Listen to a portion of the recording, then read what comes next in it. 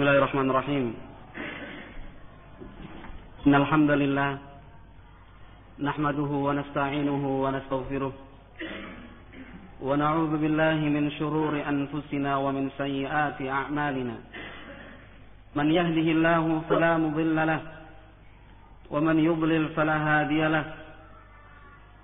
أشهد أن لا إله إلا الله وحده لا شريك له وأشهد أن محمدا عبده ورسوله صلى الله عليه وعلى آله وأصحابه ومن تبعهم بإحسان إلى يوم الدين. يقول الله تعالى في كتابه الكريم: يا أيها الذين آمنوا اتقوا الله حق تقاته ولا تموتن إلا وأنتم مسلمون. يا أيها الذين آمنوا اتقوا الله وقولوا قولا سديدا يصلح لكم أعمالكم ويغفر لكم ذنوبكم ومن يطع الله ورسوله فقد فاز فوزا عظيما. فإن أصدق الحديث كتاب الله، خير الهدى هدى نبينا محمد صلى الله عليه وسلم، شر الأمور محدثاتها فإن كل محدثة بدعة وكل بدعة ضلالة وكل ضلالة في النار. Ikhwati fid din, rahimani wa rahimakumullah. Allah Subhanahu wa taala berfirman di dalam Al-Qur'an, di dalam surat Al-Furqan ayat yang ke-31. Surat Al-Furqan ayat 31. Allah Subhanahu wa taala berfirman, وَذَلِكَ جَعَلْنَا لِكُلِّ نَبِيٍّ عَدُوًّا مِنَ الْمُجْرِمِينَ وَكَفَى بِرَبِّكَ هَادِيًا وَنَصِيرًا. وَكَذَلِكَ جَعَلْنَا لِكُلِّ نَبِيٍّ عَدُوًّا مِنَ الْمُجْرِمِينَ وَكَفَى بِرَبِّكَ هَادِيًا وَنَصِيرًا. Yang artinya, dan demikianlah kami telah menetapkan untuk setiap nabi musuh dari kalangan al-mujrimin. Dan demikianlah kami telah tetapkan musuh untuk setiap nabi dari kalangan orang-orang yang mujrim. Wa kafaa bi rabbika hadiyan wa nasira. Dan cukuplah untukmu Allah Subhanahu wa Rabbmu hadiyan wa nasira, sebagai zat yang senantiasa memberikan petunjuk dan bimbingan. Demikian juga cukuplah bagi kita Allah Subhanahu wa taala zat yang senantiasa menurunkan pertolongan dan kemenangannya. Ikhwati fid din, rahimani wa rahimakumullah. Ayat ini termasuk ayat-ayat yang diturunkan oleh Allah Subhanahu wa taala untuk menghibur hati Nabi Muhammad alaihi salatu wassalam. Demikian juga para pengikut Nabi Muhammad alaihi salatu wassalam yang menyatakan dirinya sebagai bagian dari dakwah. Dan masih banyak ayat-ayat lain yang akan benar-benar memberikan ketenangan di dalam hati bagi setiap muslim yang berdakwah di jalan Allah Subhanahu wa taala. Janji-janji kemenangan dari Allah, berita-berita kemenangan dari Rasulullah sallallahu alaihi wasallam, pertolongan dan bala bantuan dari Allah Subhanahu wa taala di kalangan para malaikatnya, manusia dan jinnya. Demikian juga seluruh makhluk yang diciptakan Allah Subhanahu wa taala. Karena sesungguhnya semua makhluk adalah hamba yang senantiasa beribadah kepada Allah Subhanahu wa taala, bertasbih kepadanya.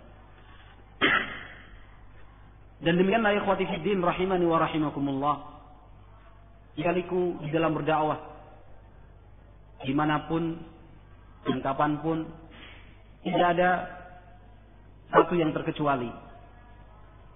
Tidak ada satu orang pun yang dikecualikan dari lika-liku dakwah semacam ini. Artinya, dalam lika-liku dakwah kita akan mendapatkan orang-orang yang membenci, memusuhi dan menentang dakwah.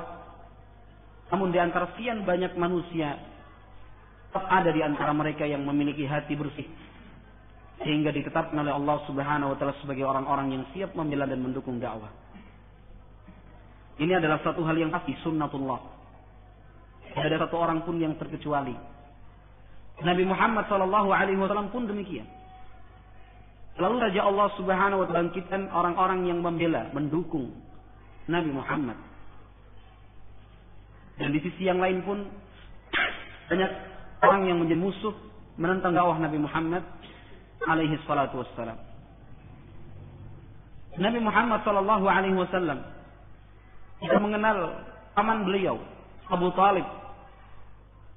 Paman beliau Abu Talib, tokoh dan pemuka orang-orang kafir Quraisy.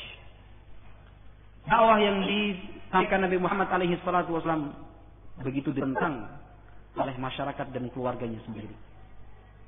Qulu la ilaha illallah tuflihu.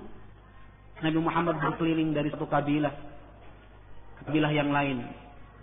Beliau berkeliling dari satu keluarga, rumah, kampung, bahkan di pasar-pasar tempat pertemuan umat manusia. Nabi Muhammad alaihi salatu wasallam tidak lelah untuk menyampaikan dakwah. Qulu la ilaha illallah tuflihu. Ucapkan kalimat la ilaha illallah, kalian akan berbahagia. Bukan sekedar mengucapkan la ilaha illallah, tapi memahami makna dan menjalankan semua konsekuensi dari kalimat la ilaha illallah.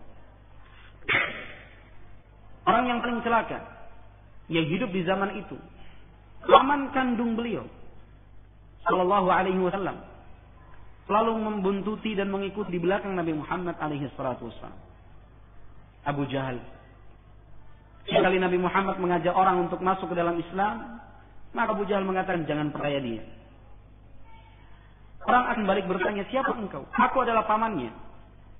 Aku yang lebih mengerti tentang keadaan keponakanku. Dia berdusta, dia terkena sihir. Jangan percaya ucapannya.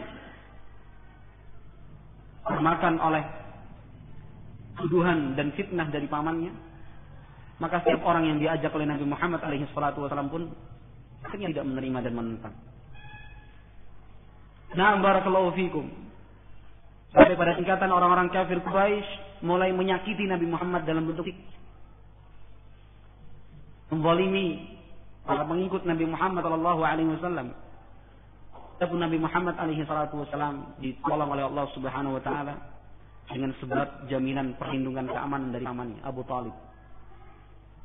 Padahal Abu Talib itu sendiri masih dalam keadaan kafir, tetapi hatinya digerakkan oleh Allah Subhanahu wa taala untuk membela dan menolong Nabi Muhammad sallallahu alaihi wasallam. Sementara di sisi yang lain keluarga kandung beliau sendiri, paman bibiknya, sepupu dan keponakannya tentang dakwah Nabi Muhammad.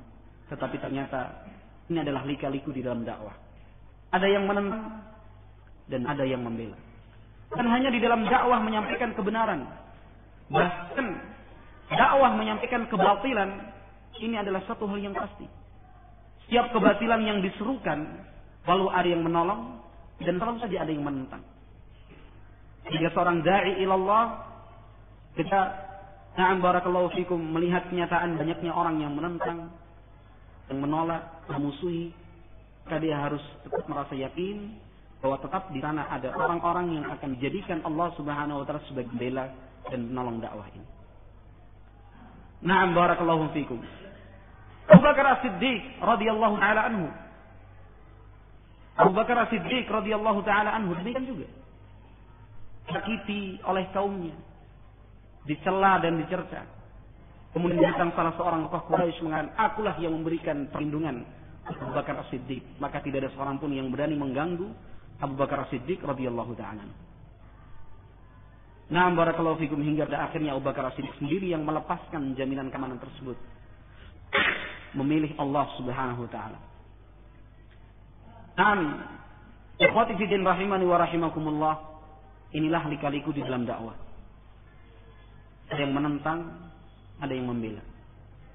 Orang-orang yang membela banyak sekali macamnya. Yang dahulunya menentang, membenci, kemudian hatinya dibalikkan oleh Allah Subhanahu wa taala menjadi yang paling depan dalam membela dakwah Nabi Muhammad sallallahu alaihi wasallam. Itu dakwah salafiyah, dakwah ahli sunnati wal jamaah. Balikkan hatinya. Allah Subhanahu wa taala yang menciptakan hati manusia. Inna qulub bani Adam baina isbi'aini min asabi'ir Rahman kaqalbin wahidah tuqallibuha kaifa sya' min hadits Abdullah bin Amr bin al-As riwayat Muslim. Kata Rasulullah sallallahu alaihi wasallam, hati anak cucu Adam itu ada di antara dua jemari Allah Subhanahu wa taala, seperti satu hati yang dibolak-balikkan oleh Allah Subhanahu wa taala sesuai dengan masyiah kehendaknya. Umar bin Al-Khattab radhiyallahu taala anhu yang dulunya membenci, menentang dakwah Nabi Muhammad alaihi salatu wassalam, hatinya akhirnya menjadi luruh. Dengan tenang dia menerima dakwah Nabi Muhammad alaihi salatu wassalam. Yang semula membenci, memusuhi Nabi Muhammad, dibalikkan hatinya oleh Allah Subhanahu wa taala. Ikrimah ibn Abi Jahal, salah satu komandan pasukan perang kaum musyrikin yang telah membunuh sahabat, sebagian sahabat Nabi. Ikrimah ibn Abi Jahal, orang yang memusuhi dakwah Nabi Muhammad, bukan hanya sekedar memusuhi, bahkan Ikrimah bin Abi Jahal telah membunuh beberapa sahabat Nabi sallallahu alaihi wasallam. Balikkan hatinya oleh Allah Subhanahu wa taala, mendukung dan membela dakwah Nabi Muhammad, dakwah salafi. Khalid ibn al-Walid, sang komandan perang yang begitu masyhur dengan strategi dan taktik jitunya dalam berperang. Khalid ibn al-Walid yang memimpin salah satu sayap pasukan musyrikin di perang Uhud, sehingga membuat kaum muslimin ketika itu alang kabut dan kafir. Khalid ibn al-Walid dibalikkan hatinya oleh Allah Subhanahu wa taala menjadi penolong dan pembela. Bahkan beliaulah yang telah membuka, dan sebab beliau banyak wilayah yang berhasil ditaklukkan oleh kaum muslimin. Mulai dari Irak, Syam, Persia dan Romawi. Orang-orang yang murtad berhasil dikalahkan.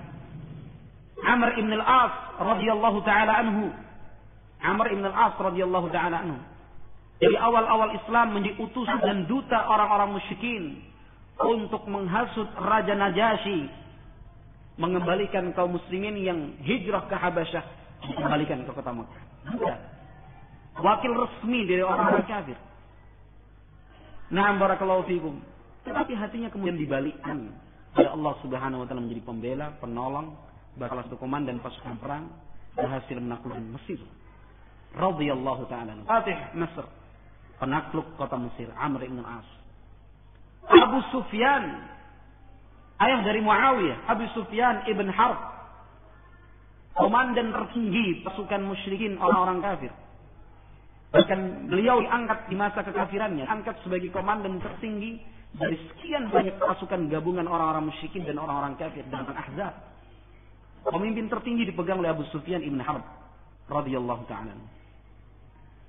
Kemudian hatinya dibalikkan oleh Allah Subhanahu wa taala, radhiyallahu ta'ala anhu, menjadi penolong, komandan perang di dalam Islam. Naam, barakallahu fiikum. Dan masih banyak lagi contoh-contoh yang lain. Ini adalah salah satu lika-liku di dalam dakwah, dan tetap teruskan berputar ini, berlangsung. Akan senantiasa kita menyaksikan orang-orang yang semula memusuhi dakwah ahli sunnah, yang semula membenci as-salafiyah, namun Allah Subhanahu wa taala akhirnya memberikan hidayah, memberikan di dalam hatinya al-qabul, siap untuk menerima kebenaran, maka dialah yang paling terdepan membela dakwah salafiyah.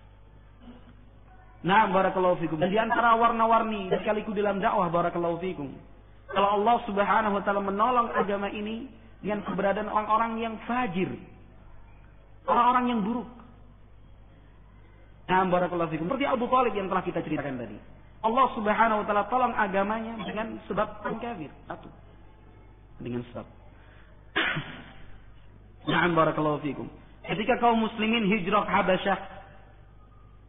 Habasyah, di kampung diberikan tempat, diberikan perlindungan, jaminan keamanan, kenangan, mendapatkan tunjangan dari Raja Najasyi yang ketika itu beragama Nasrani. Dan akhirnya beliau pun masuk ke dalam Islam. Radhiyallahu ta'ala anhu, Raja Najasyi. Naam. Akhwati fi din, rahimani wa rahimakumullah, dan demikianlah terus akan berlangsung. Perlu kita sampaikan yang seperti ini, barakallahu fikum, agar kita memahami dakwah secara utuh.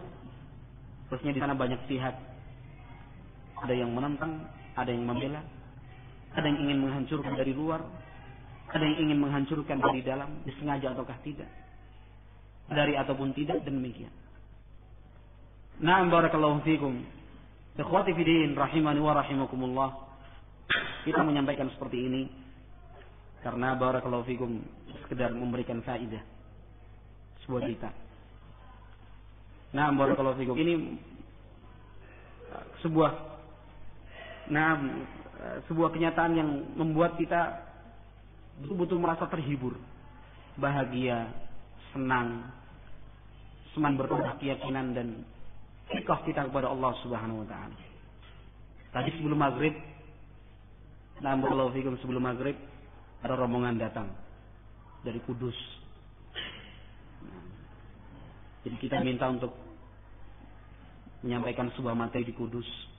Ini adalah daurah pertama menurut pengakuan teman-teman kita di sana. Nah, barakallahu fikum, siapa yang datang tadi? Perkiraan anak ikhwan salafi. Ketika dihubungi ini bawa ibu juga, kira juga istrinya. Ketika lihat gini, ternyata ibunya pakai jilbab aja. Ngelobi loh ini. Jauh dari Kudus datang. Nah, barakallahu fikum, ternyata datang masih dalam keadaan seragam. Dinas pendidikan. Itu yang Anda ceritakan tadi. Kepala sekolah, dinas pendidikan resmi, masya Allah. Ya sudah, akhirnya rencana ketik Muhammad tadi nggak jadi. Karena kira kan sendiri tadi waktu Anda telepon sendiri Pak, ya. Ternyata 3 orang yang datang. Karena kira istrinya, ternyata teman kantor. Nah, barakallahu fikum, dakwah salafiyah, barakallahu fikum. Inilah lika-liku dalam dakwah. Akan selalu ada dimunculkan oleh Allah Subhanahu wa taala orang-orang yang siap mendukung membela dakwah salafiyah. Ternyata dakwah salafiyah di sana justru barakallahu fikum didukung, dibela oleh bapak-bapak kita yang ada di dinas pendidikan. Mulai dari adinasnya, beliau tadi cerita namanya Pak Mustafa, adinasnya mendukung. Tempat kajian di musola dinas pendidikan, cerita tadi nggak tahu kasih TT itu apa, kasih TT artinya kalau beliau cerita tadi ini salah satu posisi strategi dalam dinas pendidikan. TT-nya ngaji, mbak siapa? Barakallahu fikum. Yang bilang tadi apa? Cukur jenggot, musbil. Kalau satu tadi alhamdulillah sudah pakai jenggot, tapi tetap musbil juga. Kira istrinya ternyata teman kantor. Artinya sama-sama di dinas pendidikan. Subhanallah. Kita terhibur. Mereka bercerita, Ustaz, di tempat kami Kudus itu haus Ustaz. Nah, akhirnya yang datang ke lobi itu ikhwan salafi, gimana? Ternyata yang punya inisiatif bergerak itu justru bapak-bapak kita ini. Karena juga berpikir, subhanallah. Orang-orang yang sudah mendapatkan gelar sarjana setinggi mereka, bekerja sebagai pegawai di dinas pendidikan nasional. Ternyata mereka berpikir, tadi cerita kita bertukar pikiran. Mereka mengatakan kami ini yang di dinas pendidikan dan sudah ngaji ini berencana untuk membangun sebuah pondok pesantren, sistem belajarnya pondok pesantren. Lah ini yang salafi justru pengen bangun SD, SMA seperti mereka. Balik gak seperti ini? Karena juga berpikir seperti itu tadi. Subhanallah. Ini master-masternya pendidikan loh. Dinas pendidikan resmi dikenal. Kami sudah beli membebas anak 4.000 meter, Ustaz. Meter persegi. Dan kami siap untuk pondok pesantren. Masya Allah. Orang awam. Karena apa? Mereka merasa haus. Hati ada sesuatu yang hilang kalau kata Dr. Bia. Ada sesuatu yang hilang dari kehidupan mereka. Nah, berkutat dengan pendidikan seperti itu yang jelas sekali disusupi oleh pemikiran-pemikiran kafir. Mereka juga merasakan bahwa sistem pendidikan seperti ini adalah upaya untuk menjauhkan umat Islam dari ajaran agamanya. Paham mereka. Gaya dinas resmi loh. Namanya juga ada yang datang tadi. Subhanallah. Kita ingin bangun pondok pesantren dengan sistem pesantren salafi. Nah, ini yang Ustaz Salafi sedang berpikir, berpikir gimana kita membangun SD formal menginduk Diknas, SMP formal menginduk Diknas. Ya, akhi, yang berkecimpung di dalam dinas pendidikan saya sudah bosan dengan sistem seperti itu. Haus dengan ilmu agama. Nah, barakallahu fikum, haus dengan ilmu agama, subhanallah. Inginnya jadi ternyuh hatinya. Hati anak ternyuh. Cerita mereka, Ustaz kami butuh pendidikan agama. Dia tadi datang cuma ngasih tahu saja, cuma ngasih tahu kami jemput sendiri nanti dari Kudus. Cuma pengen nyampaikan itu datang dari Kudus. Pulang dari kantor. Nah, barakallahu fikum. Masya Allah. Panggil sama kepala dinasnya. Namanya Pak Jukai, panggilan di kantornya Haji. Panggilannya Haji. Dipanggil. Karena musola ini kan musola punya dinas pendidikan. Ji, ceritanya gitu. Ji, apa namanya, ini sebagian masyarakat kok berikan laporan ke saya. Gimana Pak? Tentang pengajian itu loh. Pengajian kita bagus-bagus saja Pak, bagus, lurus Al-Quran dari Sunnah. Tapi katanya kok beda ya? Artinya laporan yang masuk gitu. Bedanya apa Pak? Ji, teman-teman itu pakai gamis. Pakai gamis. Laporan masuk. Ini jawaban orang yang apa namanya, senang dengan dakwah salafiyah. Karena beliau sendiri Pak Haji juga masih muslim. Nah, muslim. Temennya aja tadi minum masih pakai tangan kiri, artinya baru benar-benar bisa menerima dakwah salafiyah. Banyak seperti itu yang menjawab dengan bahasa dia, menyesuaikan dengan siapa dia berbicara. Gini, Pak Mustafa, hadinasi ini. Kok dikatakan beda? Karena sana kan kulturnya NU ya, pondok-pondok NU salafiyah. Ini Pak Mustafa, kok jenengan lihat fotonya Hasyim Asy'ari itu Kiai Haji, itu pakai sorban. Ya. Itu bajunya baju apa Pak Mustafa? Gamis itu. Oh iya ya. Itu Kiai Haji Ahmad Dahlan. Ini bahagia ya. Karena dia sendiri baru kenal dakwah salafiyah. Artinya itulah kemampuan beliau yang bisa dipakai. Tapi justru terima karena sama-sama tak level gitu. Sekarang lihat Kiai Haji Ahmad Dahlan itu pakai apa itu? Gamis itu, bahkan sarung. Oh iya ya. Nah, Habib Syekh itu yang diundang dari Yaman, orang sufi di pondok-pondok ini kalau datang pakai jubah semua. Oh iya ya. Nah, itu wali-wali Songo itu yang banyak di Kudus Demak kan itu. Itu pakai jubah juga, gamis. Kosok pakai jubah sama gamisnya waktu sholat. Kan nggak mungkin loh Pak. Iya bener ya. Berarti sama kan Pak? Iya sama, bener kamu. Jawaban orang awam ya. Jawaban orang awam. Terus aku lagi Ji. Apa Pak? Ji. Jenggot kan Pak? Iya jenggot. Nah, lihat saja fotonya Hasyim Asy'ari itu. Ada jenggotnya Pak. Oh iya ya. Haji Ahmad Dahlan itu jenggotnya warna putih itu. Iya benar juga. Sekarang sama atau enggak? Sama enggak beda. Ya, lanjutkan aja saudara, lanjutkan. Saya minta tolong setelah pertemuan ini kalau ada jian, mbok masyarakat sekitar itu diajak dan kadinasnya. Hanya didukung. Jawaban yang sederhana, terus apa langsung diterima. Oh, betul juga ya. Hah? Wah, ini jawaban orang awam. Jawaban orang awam, subhanallah. Nah, barakallahu fikum. Kemudian akhirnya cerita latar belakang dia. Saya dulu itu paling benci dengan dakwah salafiyah. Saya itu menyangka Rafi itu teroris. Sekarang gantian saya yang sakit hati karena dipanggil orang teroris. Karena kan sudah pelihara jenggot. Tadi itu yang salat di di masjid kita Baitul Salam. Terus sudah pelihara jenggot bagus. Saya dulu benci sama dakwah salafiyah karena teroris. Sekarang gantian saya sakit hati karena dipanggil teroris terus. Saya dibilang Syekh Puji. Teman-teman saya itu diparapi kan maksudnya gitu. Diparapi Syekh Puji, diparapi teroris, makanya sekali. Tidak semua. Nah, subhanallah. Mereka yang buat itu kepala sekolah, ibu-ibu guru yang dalam dinas pendidikan, kepala seksinya. Itu mereka lah yang buat pamflet, nyebarkan. Subhanallah. Karena memang dakwah di Kudus, barakallahu fikum. Artinya tidak sekuat yang di Solo, yang di Jogja yang sudah berumur sekian lama. Nah, barakallahu fikum. Makanya pertemuan tadi sore sampai maghrib itu banyak sekali hal yang bisa diambil pelajarannya, barakallahu fikum. Di antaranya tadi, setiap dakwah ada yang musuhi, ada yang membela. Bahkan barakallahu fikum, Allah Jalla wa Ala jadikan orang-orang yang jelek, orang-orang yang tajir justru menjadi sebab tolongnya agama ini. Rasulullah sallallahu alaihi wasallam dalam hadis yang sahih yang diriwayatkan oleh Imam Muslim rahimahullah menyatakan innallaha la yansuru hadzal din birrajulil fajir. Sungguhnya Allah Subhanahu wa taala akan menolong agama ini suatu saat. Terkadang Allah Subhanahu wa taala akan menolong agama ini dengan keberadaan orang yang fajir, orang yang jahat, orang yang buruk.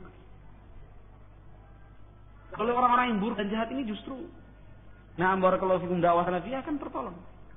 Bukan 1, 2 kali, 4 kali kita mendengar jika as-salafiyun barakallahu fikum dimusuhi, dituduh, difitnah. Akhirnya terjadi barakallahu fikum ketegangan. Dan sekali 2 kali saya dengarkan barakallahu fikum cerita nyata seperti ini. Dan yang membela salafiyin ternyata preman-preman di daerah tersebut. Sahih. Yang membela justru preman-preman. Jangan ganggu salafi. Masyarakat lihat, wah, ada preman mundur. Barakallahu fikum. Sering sekali terjadi seperti ini. Subhanallah. La ilaha illallah. Rasulullah sallallahu alaihi wasallam hijrah. Siapa yang menjadi penunjuk jalannya? Yang ketika itu masih dalam keadaan kafir. Penunjuk jalan masih dalam keadaan kafir, mendapatkan ujrah. Dan masih banyak dalil-dalil yang lain. Yang intinya barakallahu fikum, Ahlus Sunnati wal Jamaah Salafiyun memang sunnatullah, jumlah mereka sedikit. Jumlah mereka sedikit sekali. Dan digambarkan oleh Rasulullah sallallahu alaihi wasallam sebagai taifah. Taifah itu sekelompok kecil. Tapi keistimewaannya la tazalu taifatu min ummati adh-dhahirina 'alal haqq. Sekelompok kecil ini akan mendapatkan pertolongan dan kemenangan dari Allah selama mereka membela kebenaran. Selama mereka berjalan di atas al-haq, di atas kebenaran. Jangankan kita. Di antara sekian banyak nabi yang diutus oleh Allah Subhanahu wa taala, banyak di antara mereka yang pengikutnya 1, 2, 3 dan 4. Bahkan ada di antara mereka seorang nabi yang tidak memiliki pengikut walaupun seorang. Dalam hadis Abdullah bin Abbas radhiyallahu taala anhuma di dalam As-Sahih, ketika Rasulullah sallallahu alaihi wasallam menjelaskan tentang sekian banyak peristiwa pada hari kiamat nanti, Nabi Muhammad alaihi salatu wasallam menjelaskan wan nabiyyu wa ma'ahu rajulan wan nabiyyu wa ma'ahu rahd wan nabiyyu wa ma'ahu rajulan wan nabiyyu wa ma'ahu rajul wan nabiyyu wa laysa ma'ahu ahad. Saya lihat ada seorang nabi yang pengikutnya puluhan saja. Saya juga melihat orang nabi yang pengikutnya cuma 2 orang. Saya melihat seorang nabi pengikutnya 1. Dan ada juga di antara nabi yang tidak memiliki pengikut walaupun seorang. Ahlus sunnah barakallahu fikum. Ini adalah kebenaran. Jumlah mereka sedikit. Wa qalilum min ibadiyas syakur. Alangkah sedikitnya hambaku yang benar-benar bersyukur. Artinya kepada Allah Subhanahu wa taala. Ma'amana ma'ahu illa qalil. Dan beriman kepada Nabi Nuh alaihi salam illa qalil, kecuali sekelompok kecil saja, sedikit sekali. Ini Nabiullah Nuh alaihi salam yang berdakwah ratus tahun lamanya. Disebutkan Allah Subhanahu wa taala fama amana ma'ahu illa qalil. Tidak beriman kepada Nabi Nuh kecuali kalian sedikit saja. Na'am barakallahu fikum. Tapi alangkah beruntungnya orang yang sedikit. Satu dalil ghuraba. Ini hadis Abdullah bin Umar riwayat Muslim. Satu dalil ghuraba. Alangkah berbahagianya orang yang hidupnya terasing, diasingkan, dikucilkan sedikit.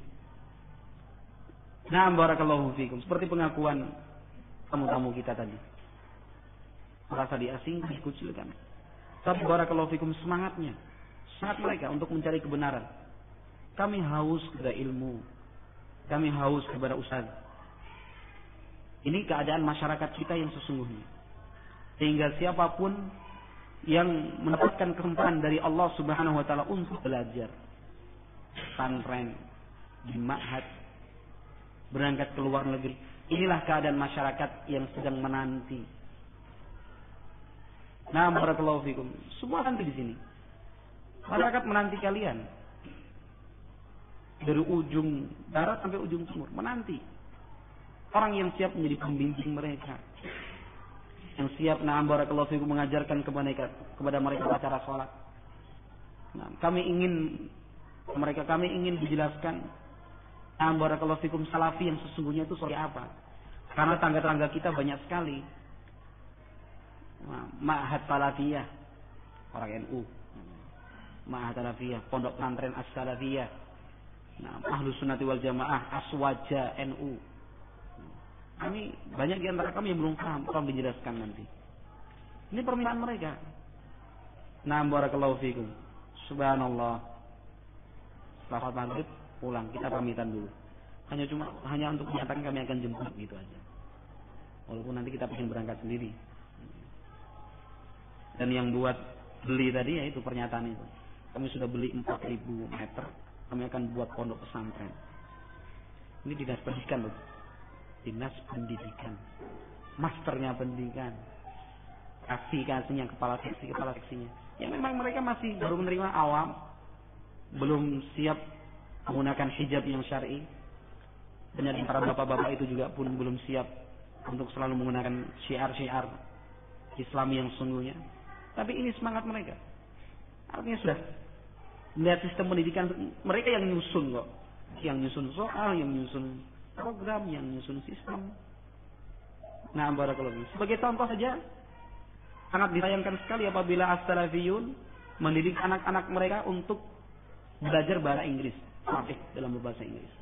Sangat disayangkan sekali apabila as-salafiyun mengunggulkan mata pelajaran bahasa Inggris. Mengunggulkan mata pelajaran bahasa Inggris. Ini akan mengikat emosional anak ke orang murid dengan pelajaran yang dia dapatkan. Bukan sekedar seseorang itu bisa fasih berbicara bahasa Inggris, bahasa Spanyol, Portugis, bahasa Rusia. Bukan itu. Tetapi dari mereka mempelajari bahasa-bahasa kafir ini, disebut para ulama itu akan menumbuhkan sikap wala wal bara.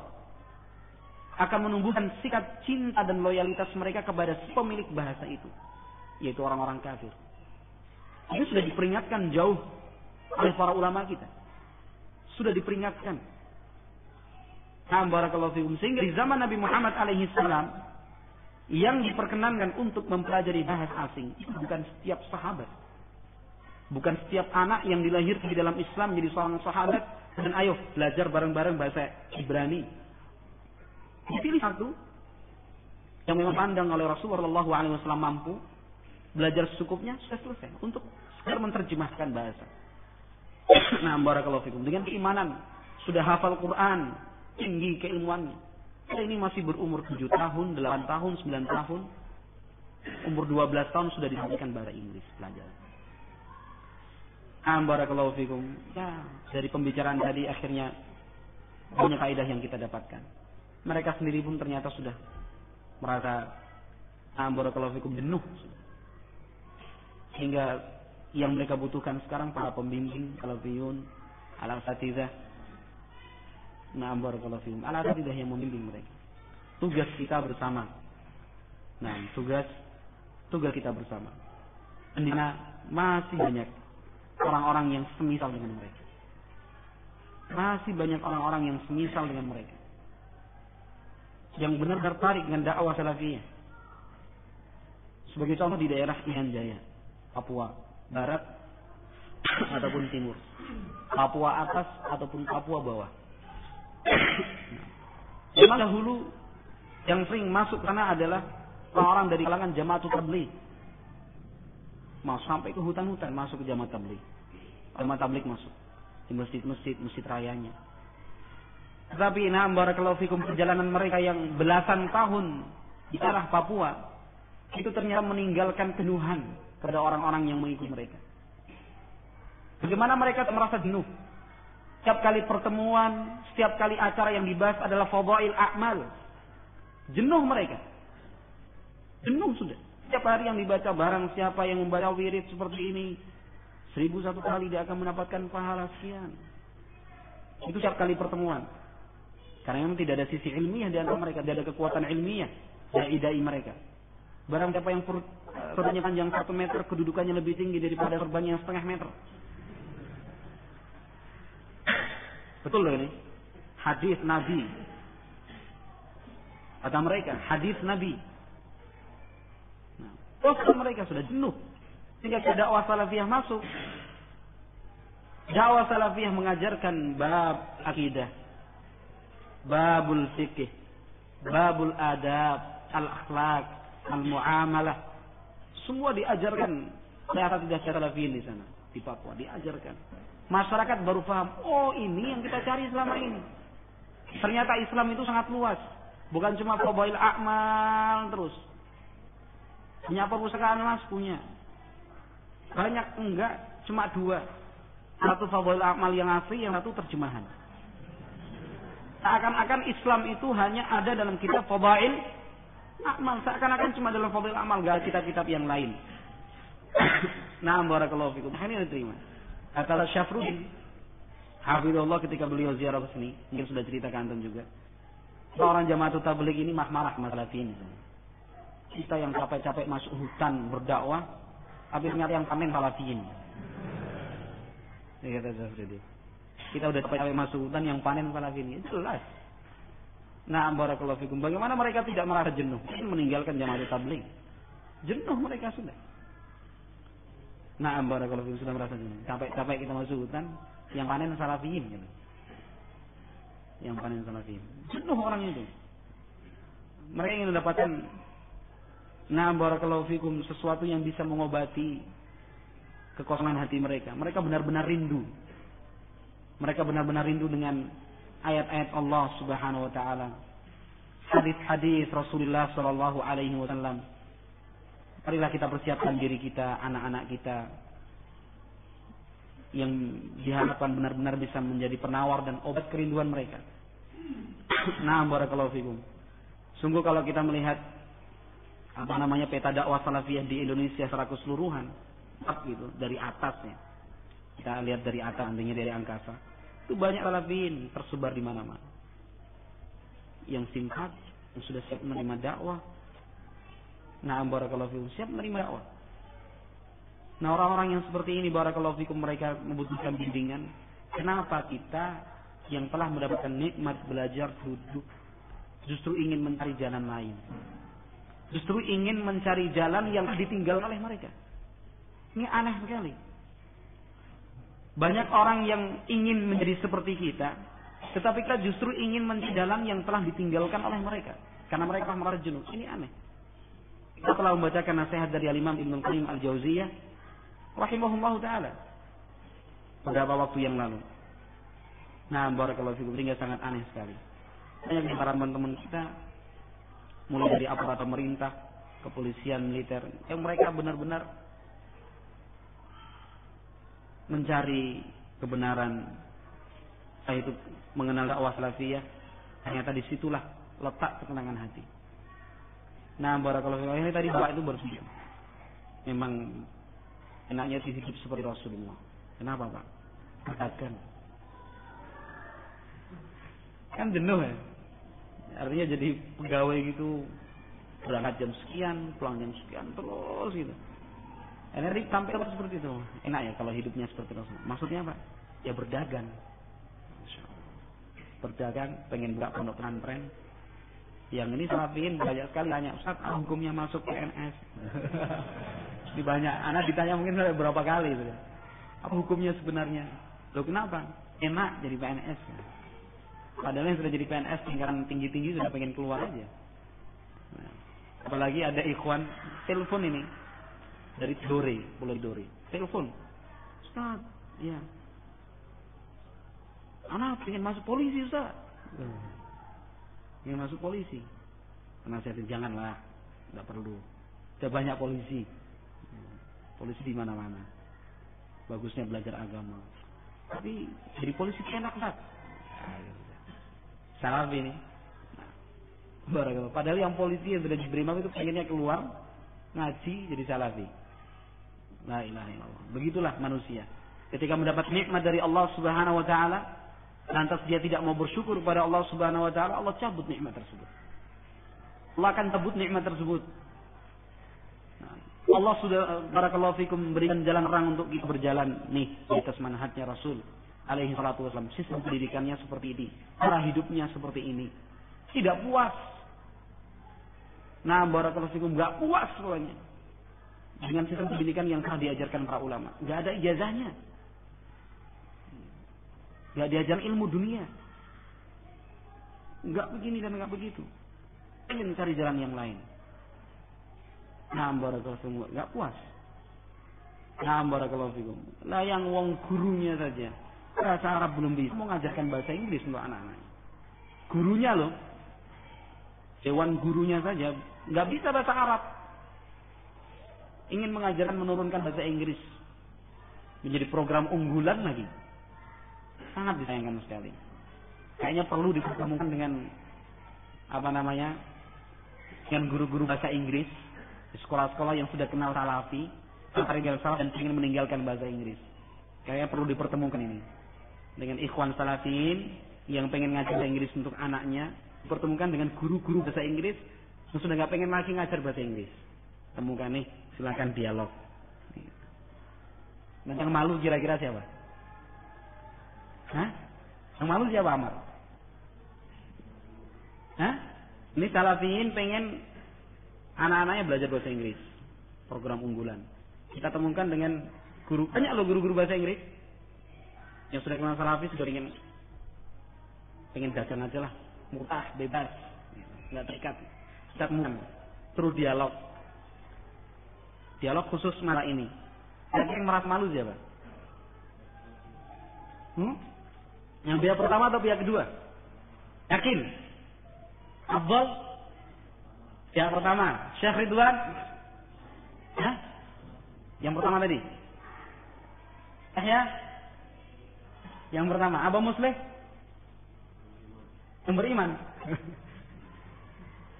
Rizki? Yang pertama, Pak Bowo? Ijma kayaknya. Nggak ada yang sependapat dengan anak kayaknya. Apa nih? Yang pertama. Kalau anak pendapatnya beda, hampir beda. Hah? Yang dan juga. Yang malu itu justru kita. Punya teman-teman salafi kok seperti itu. Nah, gitu. Yang lebih malu kita, punya teman-teman salafi kok seperti itu. Nah, wallahu a'lam bishawab. Ini sekedar cerita, kejadian nyata tadi sore seperti itu. Nah, mudah-mudahan nanti ketemu. Beliau katakan tadi nanti insya Allah acara daurah di sana itu yang memberikan sambutan itu kepala dinas pendidikan langsung. Kepala dinas, insya Allah diusahakan. Dan nah, barakallahu fikum, mudah-mudahan demikian. Ya, dari dinas pendidikan inilah kita berharap dakwah salafiyah. Guru kepala sekolah punya murid disampaikan wis do ngaji sama-sama aja. Subhanallah. Jadi yang malu siapa? Subhanakallahumma rabbana wa bihamdika asyhadu an la ilaha illa anta astaghfiruka wa atubu ilaik. Alhamdulillahirabbil alamin.